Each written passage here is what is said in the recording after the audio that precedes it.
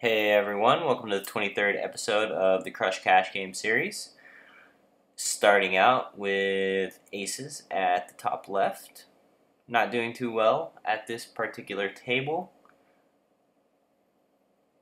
Let's give a quick rundown of my table since we have some hands. Gonna be folding the pocket sevens at the bottom right versus the short stack.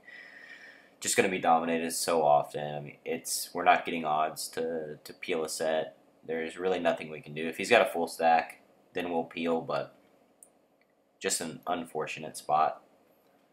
Yeah, so quick rundown of the tables. We have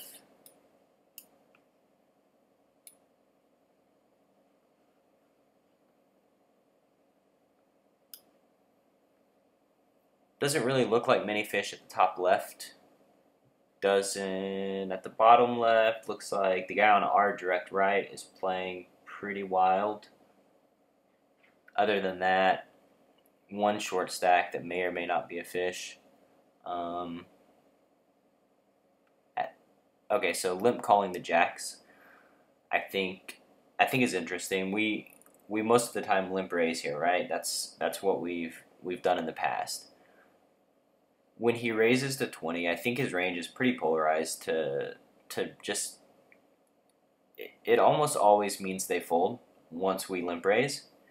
So we know that when we call, we're dominating just a huge part of his range. We may be out of position, but he'll have initiative, and he's going to misinterpret the strength of our hand more often than not and give us bets post flop. Obviously, that's not our ideal board, but I think the logic and reasoning was sound there. So, bottom right table, we have a short stack, and everybody else seems to be like a regular. Top left table, maybe a couple guys bouncing around with short stacks, but no real obvious spots today. So, the games might be a little tougher, and maybe we'll get in some interesting spots. As always, if you haven't subscribed to my channel, feel free, go ahead and do that. Last week, Daniel Sorba won the YouTube sweepstakes drawing for a month's worth of free coaching. I'm very excited to help Daniel learn and hopefully improve his game. If you want to be involved in all my future sweepstakes and drawings, just subscribe to my channel or go to my website and join my email newsletter. Doing both of those will get you access to, you'll have 2 shots to win the sweepstakes for one, and if you join the newsletter on my website, you also get access to my video vault that has, I think right now, 13 or 14 extra videos. Some of the limits are 2-4. I believe there's a 5-10 video on there, and there's also some 50-cent dollar and 25-cent 50-cent. I believe there's some smaller stakes limits on there that I did as well. At the top right table, probably going to be peeling with the sevens. I think that his 3-bet versus an under the gun range is going to be tighter than it normally would be. So I do think we're getting a good price to set mine versus the top part of his range.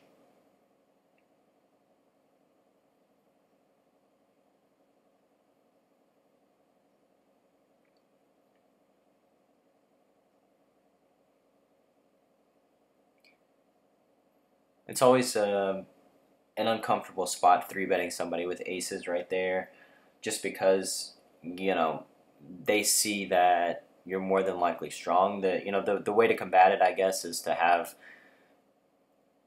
to construct a weaker 3-bet under the gun raise for but like just on Bovada anonymous tables, the typical range when you 3-bet and under the gun is going to be much tighter. So there's just really nothing you can do. You're just kind of exposing yourself right there.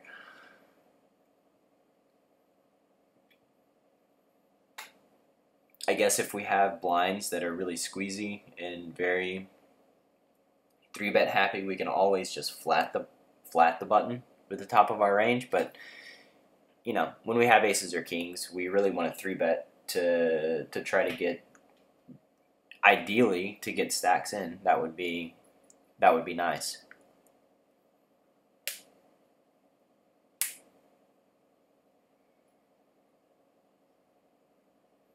So I would definitely 3-bet on the bigger side.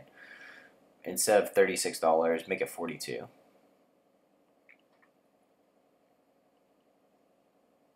Ace 10 at the top right. I'm not in love with it. He's betting out 3 ways.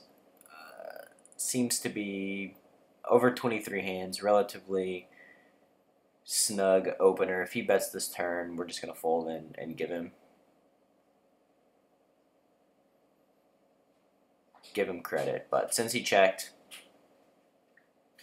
now we more than likely have the best hand.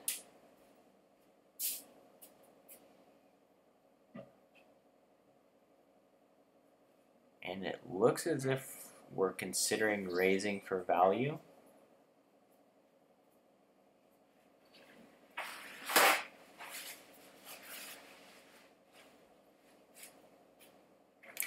Interesting raise for value spot there. Like, we do get called by worse, and it is hard for him to have better. So I do understand it. I don't know if he's just going to automatically snap us off with ace-x. We just may never... He may never have better than us, or very rarely, but he also may never call the value raise.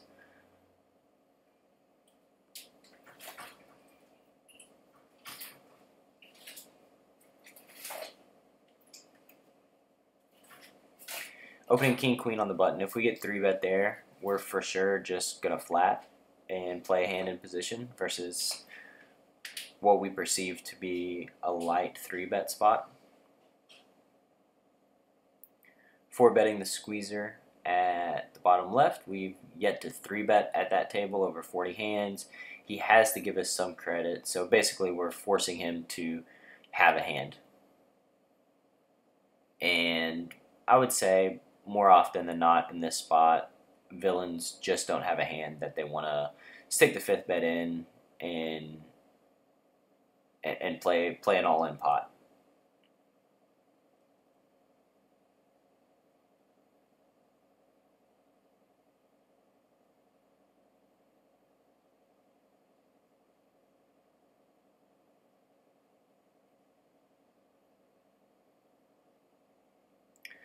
With that being said, the fact that we had Jack 10 is just kind of random. I think that we're 4-betting a pretty wide range there.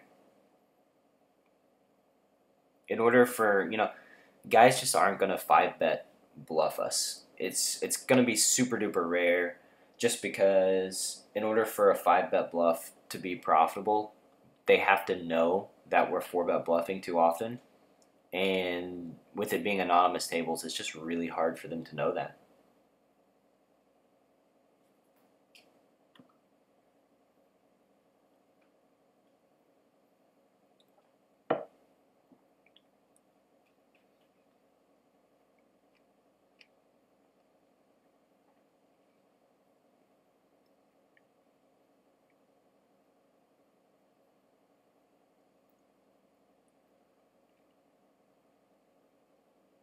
Defending ace-6 off. Probably going to be defending a pretty wide range versus min button opens. Going to need to be throwing in check raises when on boards that we whiff on, but feel like we have some good fold equity that hit our range a lot more often than it hits their range. We can't just be defending arbitrarily with not so great hands and not defending.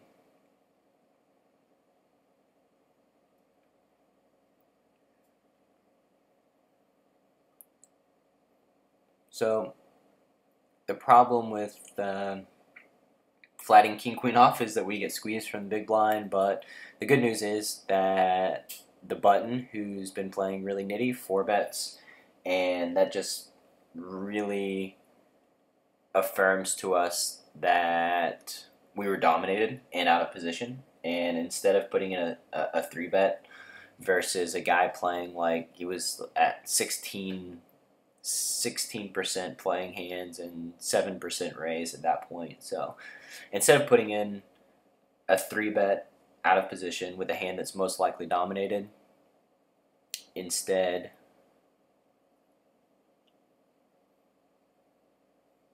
we got out as cheap as we possibly could have gotten out.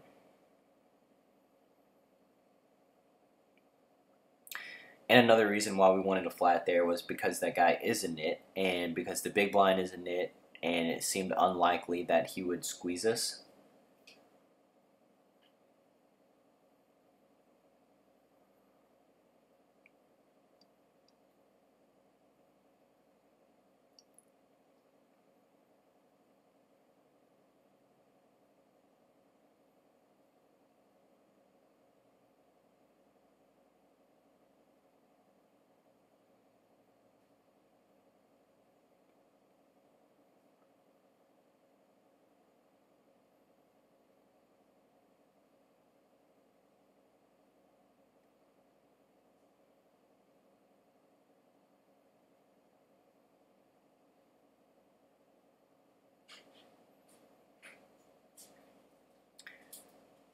Pretty interesting hand with the king queen versus ace 10 there. Obviously, the 6-8 was trying to rep an ace by raising the river, but do they really raise the river with an ace when 4 to a straight? 4 to a straight binks off. They obviously don't have the flush, so on deuce tray 4-5, are they raising the river with an ace? Like, they're more than likely just going to flat the river and not raise for value because it's really hard to get called by a worse. And our opponent could have 6s in his range, so we have to be afraid of that.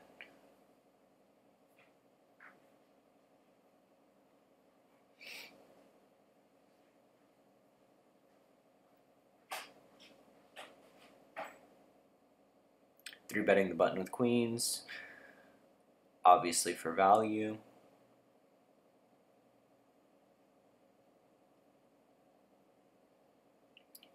Not really expecting a ton. That villain's folded to every single 3-bet so far.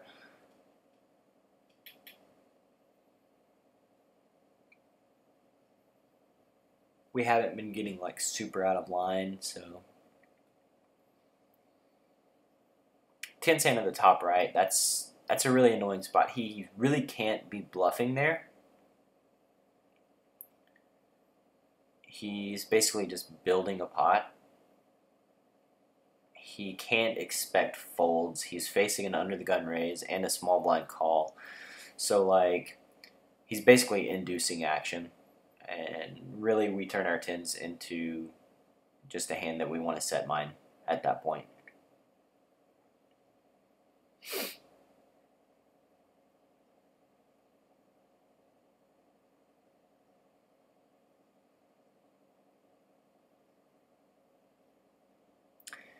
So apparently I didn't really put that together in the moment. I just burned that $40.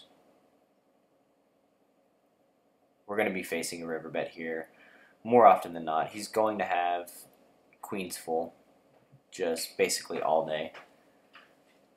I'm not exactly sure what I was thinking at the time. Maybe I was thinking that once he checks the flop, he has some ace kings in his range, but the thinking is flawed just because of the pre-flop action. Going along my lines of thinking on the turn that he could have ace king, I could see why I would be tanking here. But just give it up, sir. Just give it up.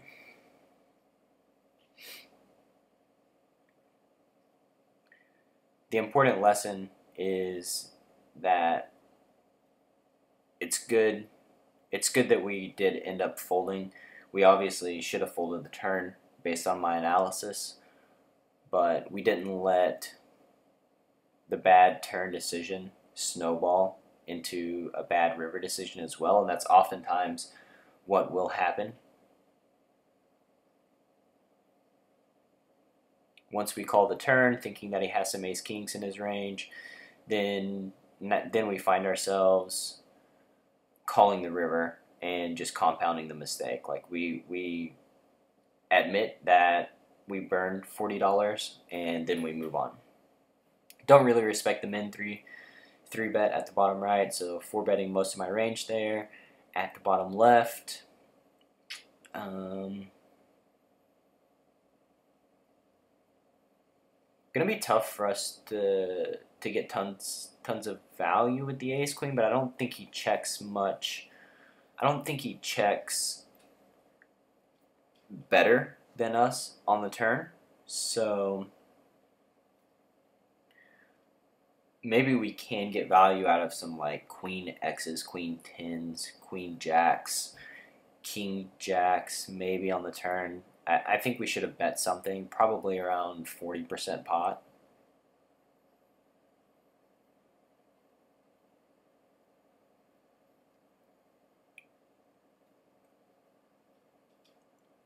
Three betting at the top right versus the isolator. I think he's going to be isolating pretty wide. Bottom left table. It's giving us a good price to peel. Also giving us an opportunity to 4-bet him. I think he's probably going to be 3-betting us a little lighter just because of our depth. I think this board is a pretty good board for a check raise. Going to be really hard for him to continue again at this particular depth.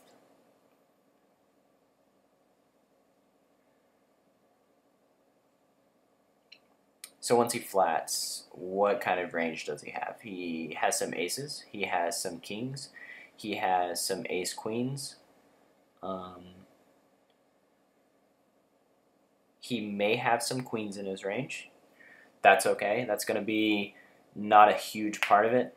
I think once we bomb the turn and basically jeopardize his whole stack, he really has to ask himself if I'm just doing that with an air ball, with a low equity type hand, or do I have mostly sets in my range? And I would say that most players at that point are just going to protect their stacks. They're not going to want to put in 200 big blinds, even with aces.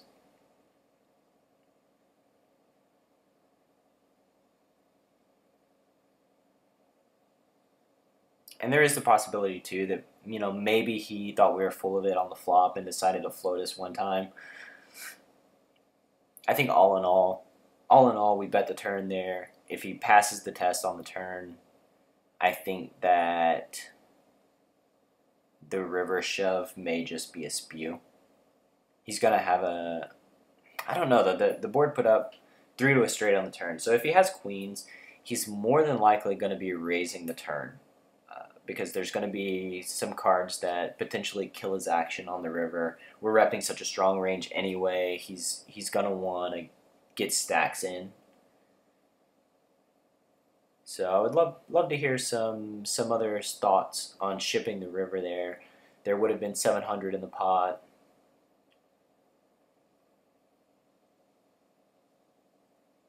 I think it puts him in a world of hurt. Puts him in the grinder for sure.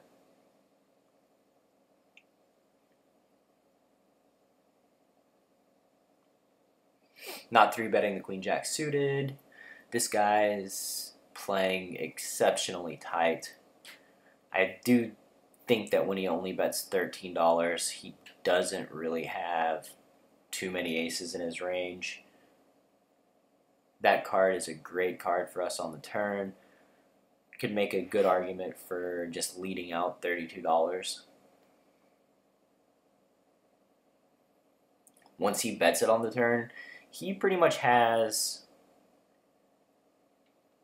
I would say he has a good hand, whatever that entails. He may have some jack tens. He may have aces, two pair, sets.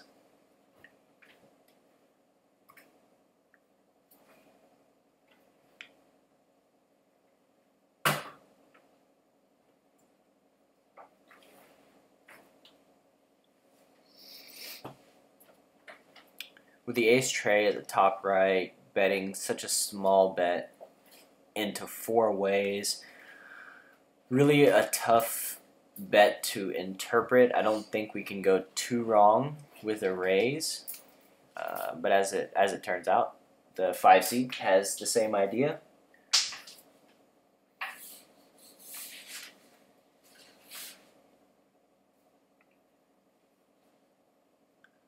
And if we had information on the 5 seed, and we knew that he's likely to take advantage of a small bet like this, having the ace tray would be a really cool spot to just cold 3-bet it. We basically eliminate pretty much his whole range.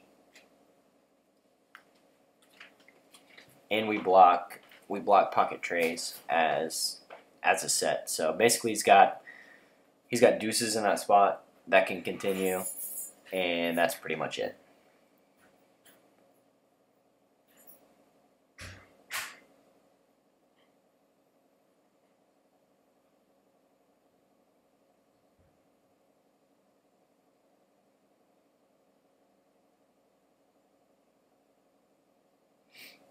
And as you can see, I read that situation very well.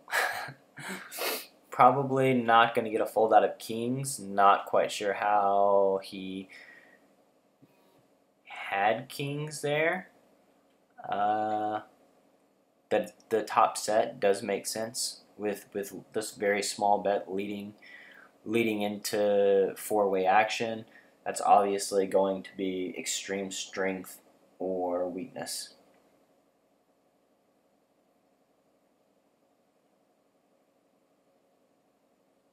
And I guess he does have some marginal hands as well. But that's kind of what I mean by weakness, you know, like 8-9 there is not like super particularly strong when it faces much resistance.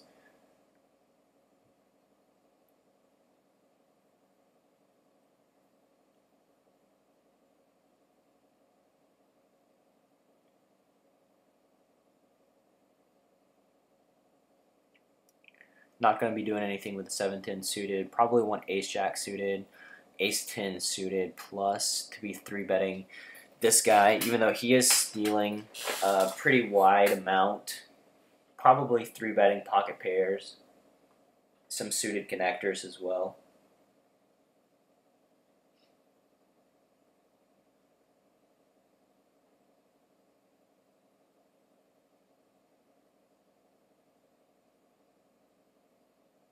With the nit on our left at the top right table, going to be opening the cutoff, going to be opening the cutoff and the button super duper wide.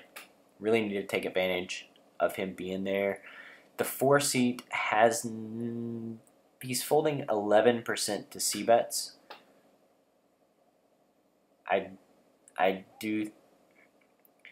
We do have to bet the turn.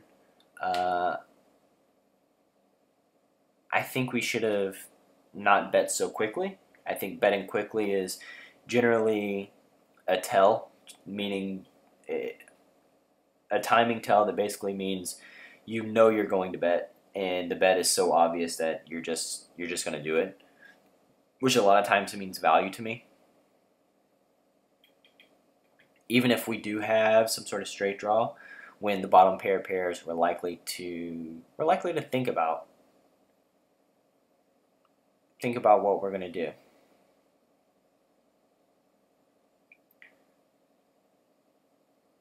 Seven, 8 off, cold 4 betting at the top left. Not many hands on the 4 seat. Just yeah, so that obviously didn't work out so well.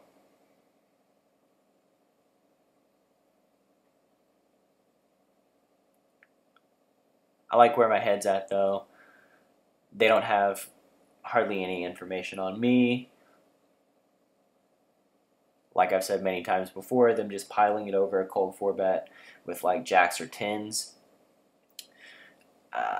It's going to be profitable against me in particular. I don't know how profitable it's going to be against the field that they're playing against.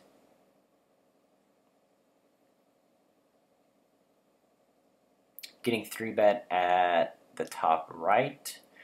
Peeling with queen jack suited. Maybe somewhat of a light peel versus this particular villain who, I mean, now he's 3-betting 8%, which is pretty high. But all in all, playing a pretty tight game.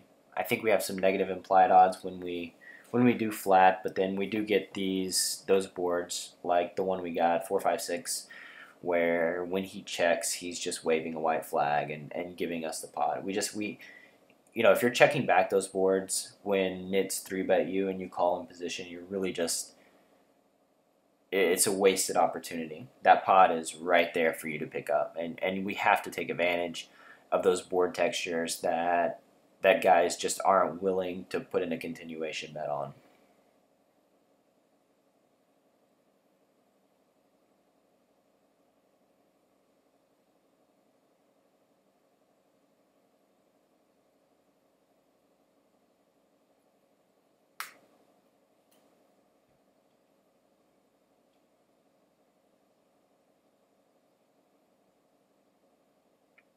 Pretty passive way to play the king 10 at the bottom left, I guess, just assuming that I'm full of it, have no equity once I check back the flop, drawing dead a ton, hoping that I put in multiple bets.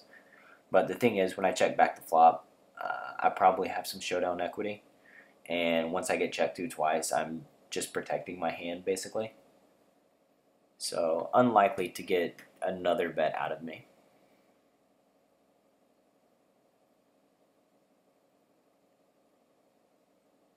The unfortunate hands for him that I could have are like ace-10.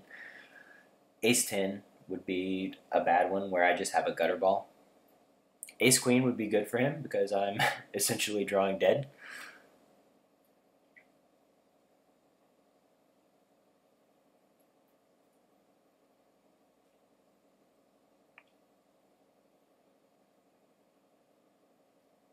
Bottom left table doesn't look very good. We can probably use our powers of game selection and get a little bit better table. So I would say that's a good flop for queen 6. When he does bet out so small on this board, I do expect him to have something. I think him betting out so small on that board out of position and not being able to call a raise is just, it's not good. He needs to be able to defend that c-bet. Snap folding just means that he had a complete whiff, and taking that line is going to be really hard to turn a profit.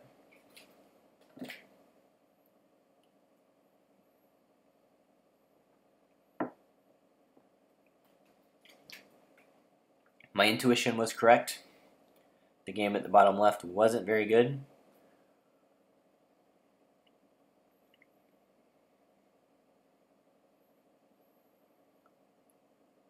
Looks like we're going to be finishing out this session with 3 tables. Not much time left, a couple of minutes.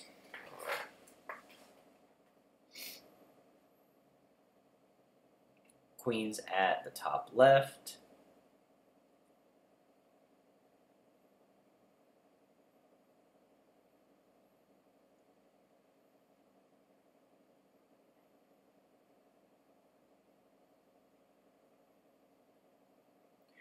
We've been 3-betting a good amount at the top left.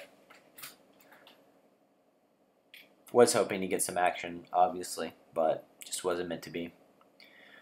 3-bet's 18% now, so the jacks are another fantastic spot.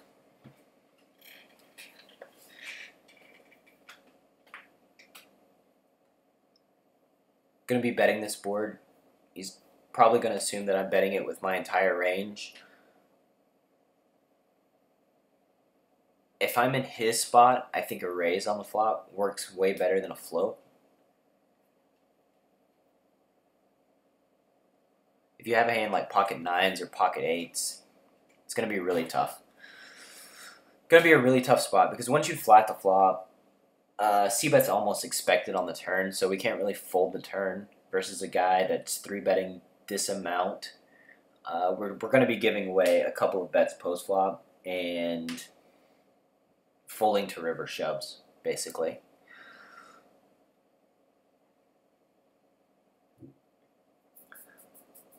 Flatting ace-jack suited at the bottom left. Definitely could be squeezing this hand. Got about 30 seconds left, and obviously when we squeeze it, we lose the possibility of us getting squeezed ourselves. Thank you guys for listening. I hope you have a great Friday, and I will see you next week. Take care.